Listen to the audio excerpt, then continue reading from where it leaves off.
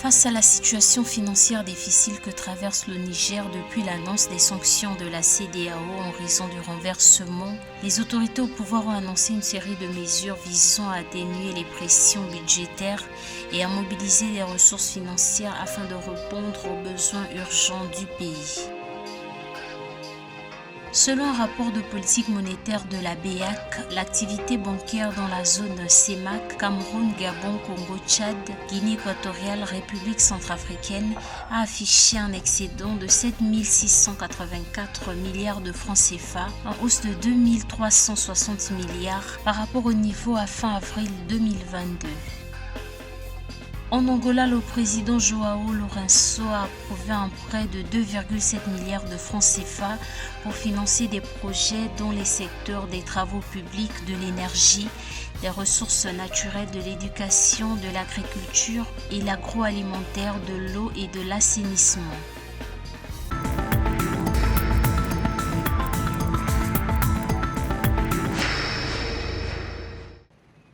Dans le but de faire face à la situation financière difficile que traverse le Niger, le président de la transition a annoncé le lancement d'un fonds de solidarité pour la sauvegarde de la patrie. Cette initiative vise à mobiliser des ressources financières afin de répondre aux besoins urgents du pays. Dans un communiqué, le régime militaire explique que ce fonds de solidarité serait financé par des prélèvements sur les hydrocarbures, les redevances des opérateurs de télécommunications titulaires d'une licence dans le pays, les transports entre autres. Depuis l'entrée en vigueur des sanctions internationales à la suite des événements du 26 juillet qui se sont traduites, entre autres, par la suspension de l'aide financière de plusieurs pays et organisations internationales, les nouvelles autorités ne ménagent aucun effort pour trouver des solutions alternatives à ces aides extérieures et recourir à des arbitrages souvent difficiles pour financer la continuité des services publics essentiels ainsi que des actions de renforcement des capacités opérationnelles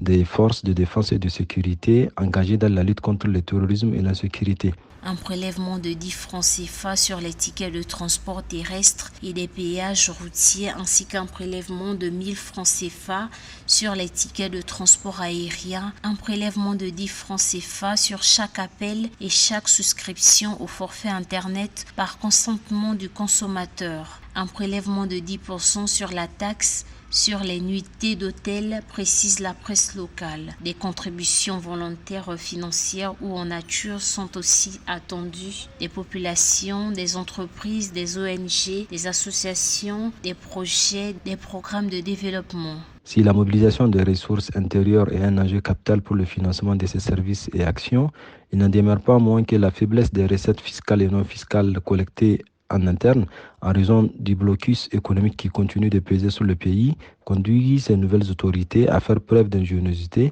pour accroître la capacité donc de l'État à générer et collecter de nouvelles recettes. Toute la question est de savoir dans quelle mesure ces nouvelles recettes vont-elles contribuer à atténuer les tensions de trésorerie qui deviennent de plus en plus importantes et préoccupantes.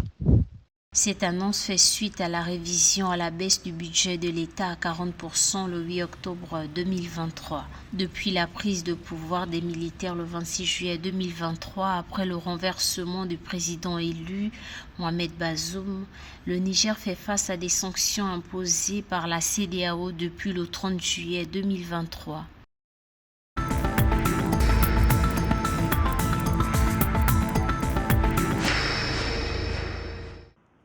Au 30 juin 2023, la trésorerie globale de la cinquantaine des banques en activité dans la zone CEMAC, Cameroun, Gabon, Congo, Tchad, Guinée équatoriale, RCA, République centrafricaine, ont affiché un excédent de 7 684 milliards de francs CFA, en hausse de 2 360 milliards de francs CFA, plus 44% par rapport au niveau à fin avril 2022. L'information est contenue dans le rapport de politique monétaire du mois de septembre que vient de commettre la BEAC, la Banque centrale de la région. Cette évolution résulte, selon la BEAC, d'une augmentation des dépôts de la clientèle et d'une hausse moins importante des crédits distribués. Ce qui signifie en gros que malgré une augmentation de leurs ressources,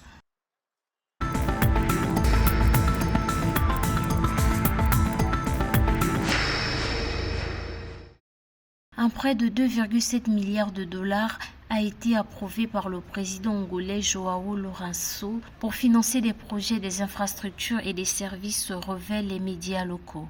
Une convention a été signée entre la ministre des Finances Vera Daves de Souza et l'institution financière Luminar Finance Limited.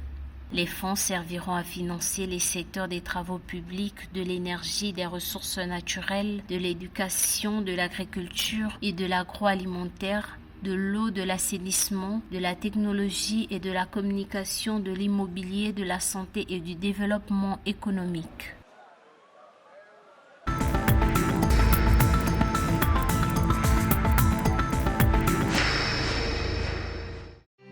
Un montant de 10,5 millions de dollars, soit 6,4 milliards de francs CFA, seront investis au Sénégal par la Société financière de développement international des États-Unis, DFC, pour renforcer la sécurité alimentaire. Ce fonds est destiné à la création d'un entrepôt de la chaîne du froid. Cette installation de stockage sera consacrée à la conservation des produits nécessitant des températures froides ou congelées. L'objectif de cette initiative est d'améliorer le stockage à grande échelle